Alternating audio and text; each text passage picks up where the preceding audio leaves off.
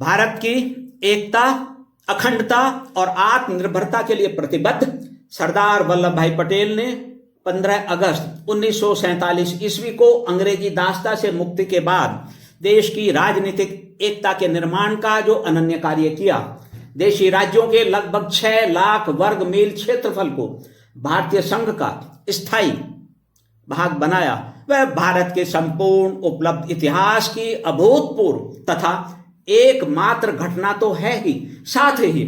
20वीं शताब्दी के विश्व इतिहास की सबसे बड़ी घटनाओं में से भी एक है। उनके द्वारा किया गया राष्ट्रीय एकता के निर्माण का कार्य ब्रिटिश साम्राज्यवाद से देश की स्वाधीनता के तुरंत बाद भारत के समक्ष उत्पन्न हुई अनेक गंभीर समस्याओं की उपस्थिति में हिंदुस्तान की अखंडता को अक्षुण्ण रखने के लिए किए गए कार्य तथा सुरक्षा व आत्मनिर्भरता हेतु उठाए गए अति सुदृढ़ कदमों ने भारत की संप्रभुता को सुनिश्चित किया। सरदार साहब ने 550 से भी अधिक असमान और बिखरे हुए देशी राज्यों का अति कुशलता के साथ अपनी परिपक्व राजनीतिक सोच तथा नेतृत्व कला के बल पर भारतीय संघ में विलय कराया। विदेशी राज्य उस समय के हिंदुस्तान के कुल क्षेत्रफल का लगभग आधा भाग समेटते थे, लेकिन सरदार साहब ने राष्ट्रीय एकता तथा अखंडता को केंद्र में रखते हुए वर्ष 1947 और 1949 ईस्वी के मध्य की समय अवधि में इस प्रकार अति अल्प समय में देशी राज्यों के विलय जैसा असंभव प्रतीत होने वाला भगीरथ कार्य कर दिखाया। सरदार वल्लभ भाई पटेल का यही एक कार्य ऐसा था कि जिसका कोई दूसरा उदाहरण भारत के संपूर्ण उपलब्ध इतिहास में नहीं मिलता। उनके द्वारा हिंदुस्तान के राजनीतिक एकीकरण का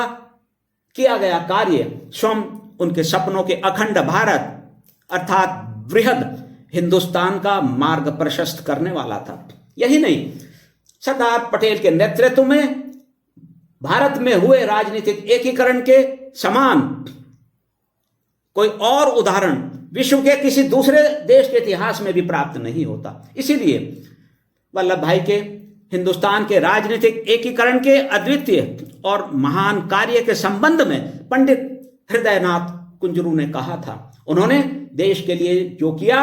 वह कोई अन्य नहीं कर सकता था। विभाजन के बाद देश के एकीकरण की प्रक्रिया के समय भी जब वे गंभीर समस्याओं से जूझ रहे थे, उन्हें तब भी यह पूरा विश्वास था कि वे उनका समाधान कर ही लेंगे। वे अति उत्तम प्रशासक थे। उन लोगों के चरित्र को तीव्रतापूर्वक समझने का गुण उनमें विद्यमान था जिनसे उन्हें निपटना होता था। भारत उनके जैसे किसी दूसरे की अनेक वर्षों तक आशा नहीं कर सकता। जिस दृढ़ निश्चय और अदम्य साहस के साथ सरदार वल्लभ भाई पटेल ने विशालतम स्तर पर देश को संगठित किया, हिंदुस्तान की एकता का अभूतपूर्व निर्माण किया, उसका स्मरण करते हुए भारत के दूसरे